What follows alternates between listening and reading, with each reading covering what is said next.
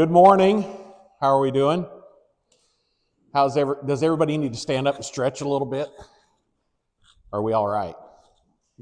Gravity has that effect on us. I know what it's like. Nice part about auto steer is you can stand up and go outside and use the facilities while your combine's still driving, right? Just got to remember to put something heavy enough on the seat to where the automatic kill switch doesn't kick in while you're fertilizing. But no, thank you, and some good questions there. I liked your question, what you're saying about what affects microbial populations. This is one agronomic answer that you can give without the famous "it depends." Okay, how many times do you hear "it depends"? And doesn't it just get plain frustrating? But to answer your question, what affects microbial populations in the soil? Everything.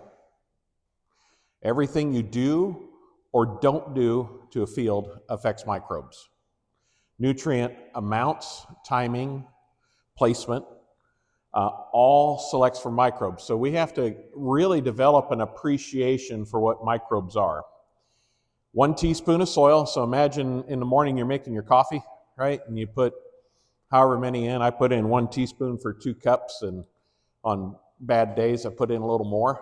Okay, so imagine that amount of teaspoon size that you make your coffee cup out of. There's as many, if you had that of soil, there's as many microorganisms in that soil as there are people on planet Earth. And there's a lot of teaspoons out in your field. So when we go out and we put on some microbes, and we're putting on 1 ounce per acre, that is the equivalent of peeing in the ocean. So we have to make sure that when we're adding a live biology to the soil, that we do it at the right place and time and to give it the best chance to succeed. But it's always highly precarious. Other things we do is we really change the soil by crop rotations, cover crops, as Keegan mentioned, tillage. Anything you do affects the soil, and I think it's nice that we're now starting to get a good understanding of those things. So, a lot of fun. I think as farmers, we've always been trained, and here you are at a meeting today. We're trying to learn what to do next year. What do we do? What do we do? We're always thinking about what more we can do. And we had the high yield discussion. It's like, well, if we were like a hydroponics system, we could just spoon things, food feed every day. Or maybe it's every hour. Or maybe we should spoon feed every minute. How much do we need to do? And I think there's some things that we currently do in agriculture that we need to do less of. Okay, so for fun, okay, just so that you guys can have a little mental hook, I say, when you need to do less, it means don't put more on. So, don't be a moron.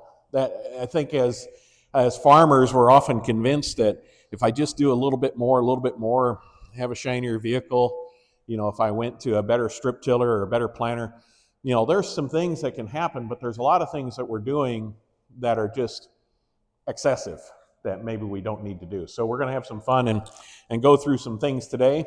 Then we'll take a pause for lunch, and we'll finish up in the second half after lunch. So, see if we can are we plugged in here? It doesn't like me. I can't blame it. There we go. So this is where we're located. We're about 30 miles from where soil erosion was commercialized at John Deere. How we took our beautiful prairie soils at 8% organic matter and 12% organic matter and have denuded it to 3%. It's one of the most massive ecological disasters that humans have been responsible for. So we're great at something, right? So right there in Henry County, we were the former hog capital of the world before those guys in North Carolina took it away from us, those Murphy brothers. Long-term no-tiller. I grew up with no livestock. We were corn and soybean and kind of apply, rinse, repeat. Now today, we're long-term no-till. We do a lot of advanced crop nutrition practices, multi-species cover crops everywhere. We've integrated livestock to improve soil health. and we actually do direct-to-consumer marketing. So 205 here, I can't lift her up anymore. She's 1,200 pounds, but at this stage, I could pick her up. I had the pleasure of forming a company out in California called California Ag Solutions, where we took minimum till, no-till practices to the California farmer. So we've innovated ways to do no-till, strip-till tomatoes, dairy forages, sweet corn, melons, almonds. We do a lot of cover crops in almonds, pistachios, and walnuts. And we've actually integrated grazing into almonds, walnuts, and pistachios. So lots of fun things there. And the Central Valley of California is the mecca of every wild product you can imagine, because the high-value crops, they come worldwide to there, so we were exposed to a lot of fun things. Plus, we're able to test a lot of products on sweet corn. So sweet corn has no starch in it to buffer any salts of any fertilizer that you put on it. It's sugar, right? And it's not a starch corn. So if you want to find out if you can damage a crop real quick, you test your products on sweet corn. So plus, they're planting 40 acres. One of our customers plants 40 acres of sweet corn every day. And we plant basically from February 1 until about July 7th. So we see about 7 iterations of products a year, which is wonderful. When you figure back here, we've got one chance to get that feedback, but it's a shorter season crop. You know, we're hand harvesting everything, so you can get just great measurements on it and develop product rapidly. Tomatoes are also another great one because we plant over, again, a 3 or 4 month window. And tomatoes are just like a black box, a recorder in an airplane. If you apply something today, you can immediately see the change in the growth pattern on the plant. Because you'll see maybe big internodes and big leaves. You apply something, you can shrink down the internodes, get the fruit to set more, and you can just almost look back on a tomato vine and see exactly what you did at what period of time. So lots of great ways to work with PGRs, sugars, nutritionals, and those kind of things that we developed. So that's where we got our start. And then I had these pesky people and friends back from the Midwest and the Great Plains kept asking, hey, can we use your product? You know, what? So we started first working in mid-Michigan, then later on western Kansas and Montana, throughout Montana and such. And something about people in western Kansas didn't like seeing California on the label, okay? I can't understand why, and especially Montana. They don't like those Californians. If you've watched that show Yellowstone, they really don't like them. So we decided that maybe it was time to do a little brand change. So that's where Ag Solutions Network started. And we became the product marketing, research, and distribution, not only to our business in California, but to several dealers throughout the United States. Then I had the pleasure of taking regenerative agriculture to the next level when we brought livestock back to our farm. Grateful Graze is the name of our company where we sell meat directly. And out of all this, I've been able to invest in some fun companies that are doing some amazing things to bring new technology to enable regenerative farming. Ever heard of Greenfield Robotics? They're starting to advertise now a little bit. It's the little robot lawnmowers that go down a 30-inch row automatically to take care of weeds without herbicide. So we know that non-GMO chemicals and list and everything doesn't work on water hemp anymore. So we're just a few years away from getting to row crop cultivators. Maybe a little robot going down the row can solve that problem. Also, virtual fencing technologies. You know, when I brought livestock back to the land, you know what I did in my childhood? Maybe you guys did too. What'd you do with all the fences in your childhood? Yeah, who needs those? We need that extra 2 rows of corn there, dang it, right? We don't want those pesky weeds on the fence rows. So we'd taken out all the fences and we had well hydrant turnouts in the middle of one field. What did we do with that? Why do you want, I can't farm around a pipe. We got to get rid of that. So all of our water resources, barns, everything was gone. So if we expect to bring livestock back to the land, we got to enable that through automation because you're competing against a heated leather seat in Florida. That's the competition for grazed livestock. So we have to make that a little bit easier. And then other people actually listen to me blather around the country. They don't have much of a life. Soil health principles. here's kind of the 5 principles. There's a test on this. You have to get them right before you get lunch today. And this is kind of just a look at back where I've been in my farm when we started in 96 with no-till and keeping residues on the surface. Keep something growing all the time. When I basically moved back from California is when we started our cover crops. We started doing small grains in 2017 again. I was surprised. I thought there was a law against that in Illinois, but evidently there isn't. But hardly no small grains in our neighborhood. And then livestock grazing those grains. But one of the things we found that's really, really interesting is number 5, integrating the livestock, builds carbon as fast as these other 4 combined. So in other words, if I can no-till, I'll gain 1/10 of a point per corn year. I hopefully hold it during the soybean year.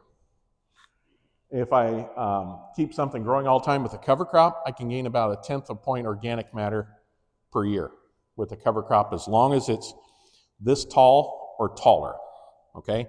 Anything less than this, just think about it. If a cow eats it and it goes out the back as rocket fuel, it's not making organic matter, okay? If a cow eats it and it makes a nice pie, it's making organic matter. Because there's a 98.5% similarity to a cow's rumen and the soil microbiome. It's like somebody was in charge of designing this. Imagine that. So this is really amazing when we can get to that point. So that's why I've pushed so hard to figure out how can we make that easy. But here's some of the results. Now, if technology's working, Spencer, we're going to click that link and it's going to take it to YouTube. So if you've been watching cartoons on YouTube, we're going to know. Okay, so here's our field here, and I narrate it. Go ahead and poke play. Hopefully it's not too loud. Sometimes people say you can't be prepared for weather extremes. Here's our field right here with cover crops, one for no-till. And we're just going to pan across the street right here.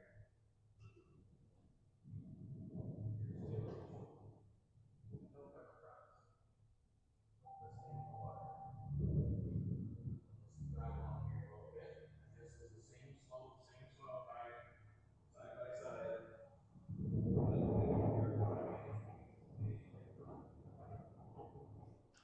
So that was after 2.3-inch rain. Can you go back to the beginning of that thing, hit the replay in the bottom left, and then just pause it? Okay, so that was after a 2.3-inch rain event that happened in like 35 minutes, one of those spring dump and gones. So we've learned a lot of things over the years in planting cover crops. After you do something for 10 years, you kind of figure it out. And it was really rough at first. We had equipment that wasn't up to the task to do it. It really didn't exist. Fortunately, today it does. So like advanced row cleaning technology and advanced, the new row cleaners from the closing systems and the reveal openers from Precision Planting are just phenomenal. We are a precision planting dealer in California, but I'm not retiring to Florida because of it. But it's just amazing to have access to those tools. But one of the things we learned over time is it's important to index a corn row to the cover crop row. Because what does a cover crop have other than tops? It's got roots. Okay, so if you plant through a living root, if it's green, how easy is it to close that seed trench? Because those roots are holding all that soil together. You slice through it, that's easy to do, right? But to get that to close back up is very, very hard. So we realized that, man, we are hurting ourselves yield-wise. So if you look out here, it's not the greatest picture, and I drove crooked right here for everybody to see. I wasn't on my line, but you see how I have 3 rows, 1, 2, 3, and a skip. 1, 2, 3, skip. And that gives me a 15-inch window to lay the corn row into. So now I can close it adequately. I don't have interference from residues wrapping around my tines and causing problems. So that way we learn that we can index with RTK and implement guidance even on our hills. We can plant corn in between those rows. And that made a huge difference. I call it a skip strip. It originally started out as biotill because I was planting radishes in there that would winter terminate, but I could never get a radish to grow worth a darn, so I just skipped it. So anyway, that's just, I know that's come up today too, so I thought I'd throw that in here for free. You guys didn't pay extra for that. Can you go back to the presentation there? All right. So this is today what we do with we call our Power to Grow system is our products that we have. We're getting click happy here. Okay, so here if you look at what we're doing at planting, is the first nutrients we apply. This is a horse planter, and it allows us to carry 3 different tanks, or there's actually 4 liquid tanks on that planter. It's a wonderful system. Hydraulic weight transfer. Love this planter. In the past, I had planters that I pulled trailers to have enough capacity to really do 80 acres at a time. Anyone pull a trailer with the planter? Okay, so you're all smart enough not to do that. I got it. So you know how much fun it is to back into a corner with a trailer? You don't. So that makes it easy. But first nutrition we put on is with the planter in the spring. Then we do a little foliar at V3 to V5, and then we'll do a subsequent with side dress at V8, and we foliar at V2 to R2, VT to R2. Here's our total diet in pounds per acre this year, and what we apply. And I think this is, we're actually going to dial down based on what we're seeing on our WEON and WEOC from Regen Ag Labs. We're going to dial down to 120, and our years we're going to go to 100. So it's really interesting to see what can happen. So I just giving you a little background about that because I want you to know that we're along this journey with you. We're trying to figure things out. We've taken a lot of black eyes. We've been the first mouse a lot of time. Okay, first mouse doesn't get the cheese, the second one does. So we try to eliminate a lot of those headaches and heartaches in order to give you good, solid recommendations that have a high probability percentage. But I want you to think about today, and especially during lunch here, where are you? You know, where are you going? Are we just kind of letting life happen to us? Are we just letting weather happen to us? Are we just kind of hoping the markets work out? And just do you feel like one of those balls in a pinball machine that just every once in a while gets nailed by one of the hammers, throwing you back up, bouncing around everywhere? Or do we want to feel a little more in control? You know, and if you do, how are you going to do that? How are you going to get there? What are you in charge of? And I think I'm going to throw out some really wild stuff today, and that's step number 30, okay? What's steps 1, 2, and 3 for you, okay? You need to have 30 in mind that you're going to get there, but what are the next best things that you can be doing? Here's the thing. If you have an idea, write it down, but for crying out loud, do at least one thing different next year. If you do the same, okay, how many chances at farming do we really get? 40? So that means you got 40-year-old sons or daughters then, right? Or you were 40 years old when you had your first son or daughter? You get 25 chances because you should be turning over operational decisions to them. There's too many 75-year-old dads and 50-year-old kids that don't have a clue what they're doing. If dad dies, they're screwed. The reality is we got 25 years, and then it's on the next generation, right? So why do it the same thing 25 times?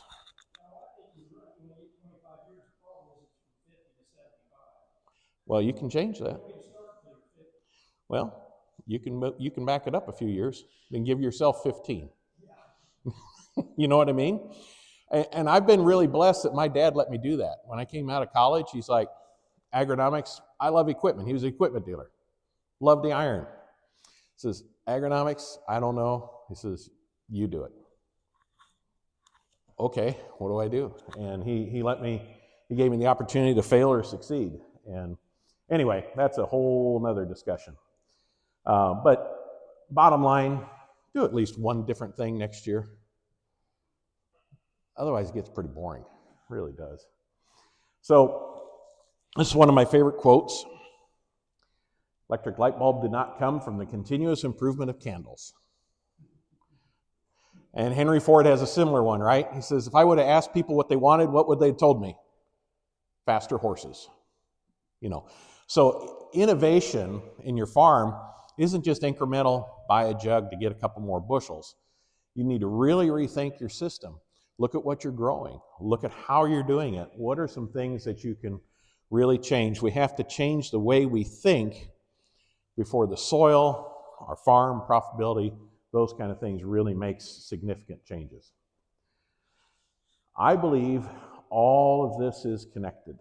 Nothing's an accident. If we improve our soils, we can improve our plants, we can improve our animals, we can improve us as people, which is finally getting into the discussion here. It's only taken us since World War II to do that.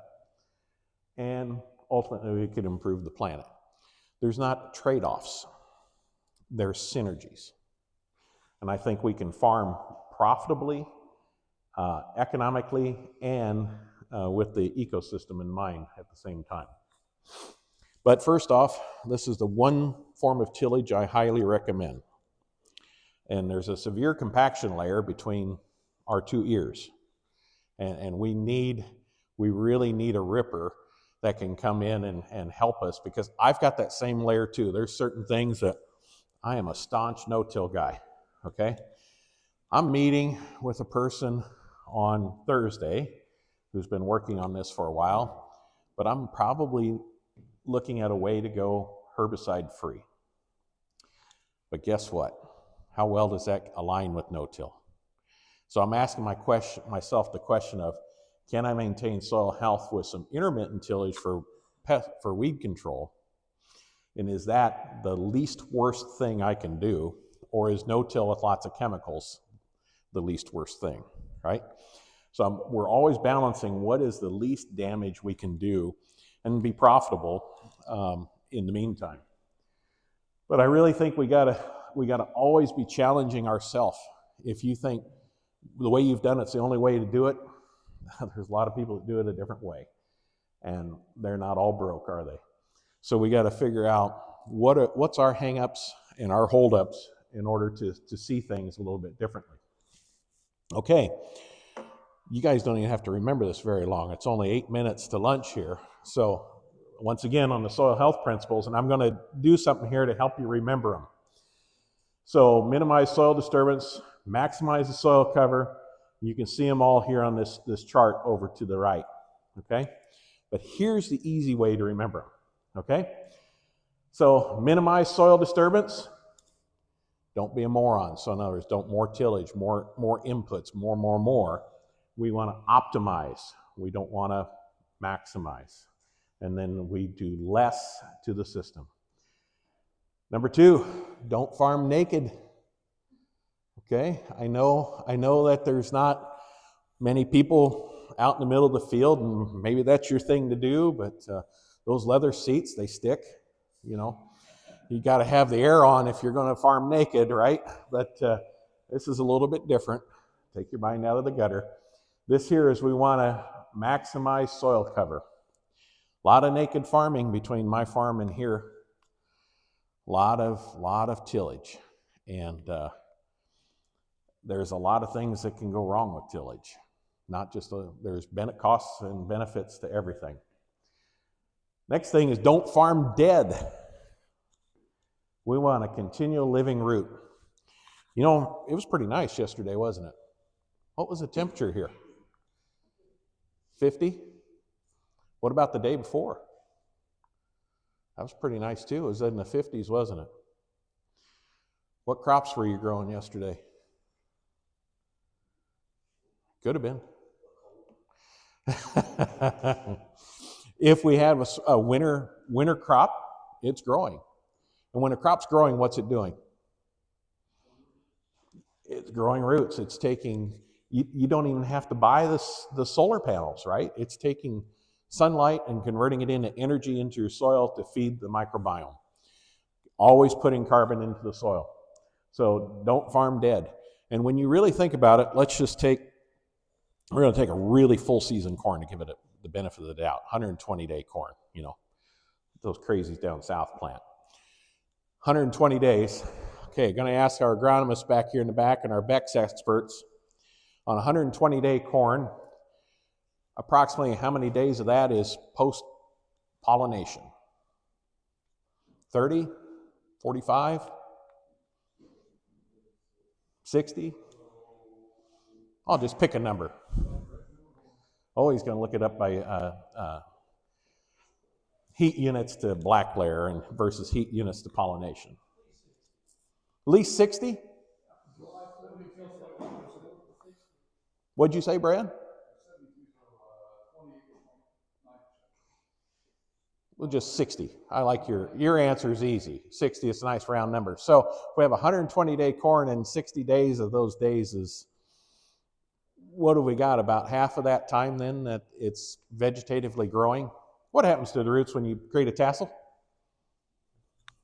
Do they grow exponentially more? They actually stop growing because the carbohydrate sink of the ear is the greatest demand. And that's what causes a lot of this red root rot and those kind of things. You're pointing over here, Brad. Right. Just stops. Because it'll go to 10% if you have everything right. But they'll slough off, and if you look at all the models, poor interns have had to count those things, but the root mass actually declines once you hit tassel. Okay, now let's go on the front end of the corn plant. How much of a root system does a corn plant have between planting and V5?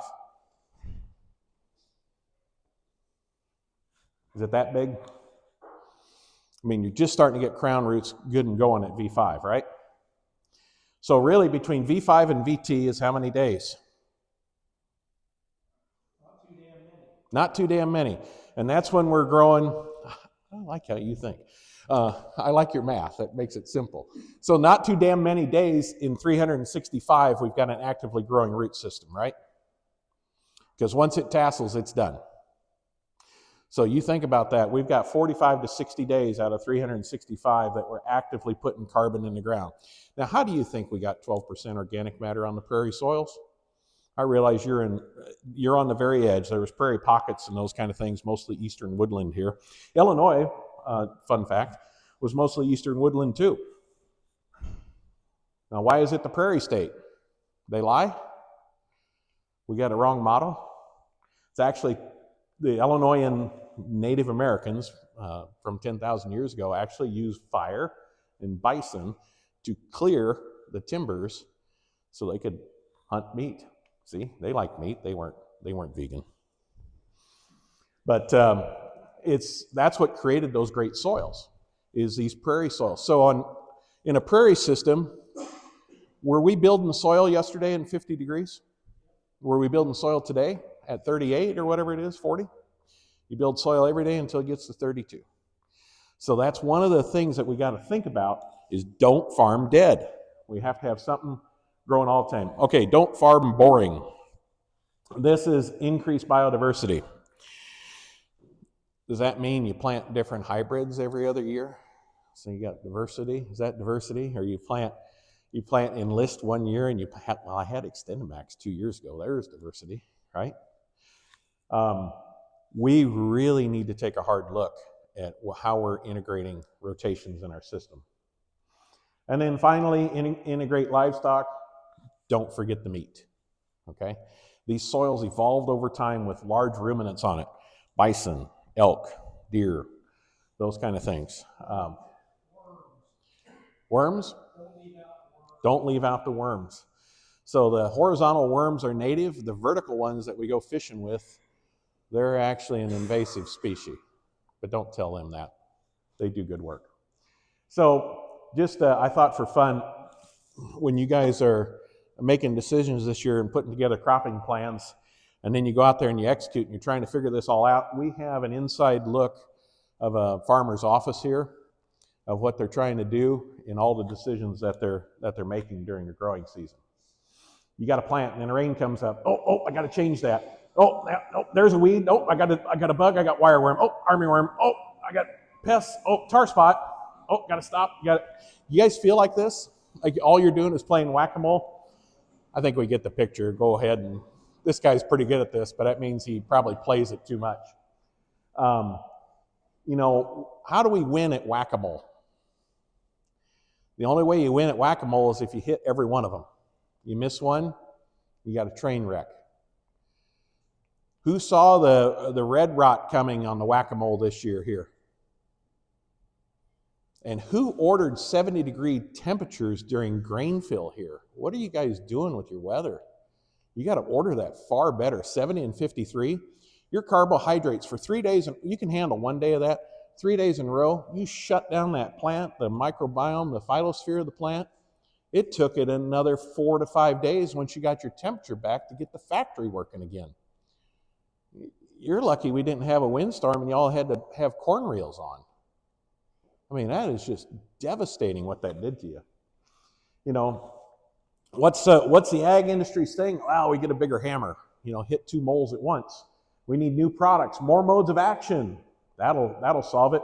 More modes of action. We better hurry. What's the next mode of action coming after enlist? We need it. Did you guys have the water hemp and lamb's quarter and terrible control in your beans this year? Or your beans just clean as... Guess what? Another product made in Illinois, just like corn rootworm laying their eggs in the bean stubble. We're making all that resistance for you over there in Illinois. We're sending it east, okay? It's coming. Because it didn't matter if I had better weed control in my non-GMO beans than people did with enlist beans spraying 3 times. I mean, it was terrible. Have you heard about that, Brad, or talked to guys? Yeah, so it's coming. So, you know, do we do higher rates? Do we spray more often? Or do we need an automatic hammer with an extended magazine, right? Do we need better technology? What is that? Why don't we prevent the moles and enable the game to play itself? How do you create a self-regulated system? And I think this is probably a good place to stop, and we're going to talk about that here after lunch. What did me in was what I did not know. It was the things I knew which were not so.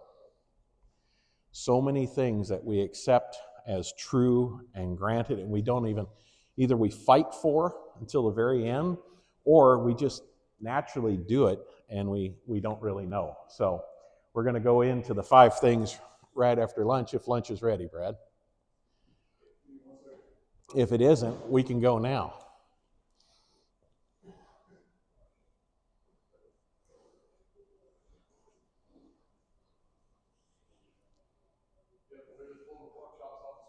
So we're ready?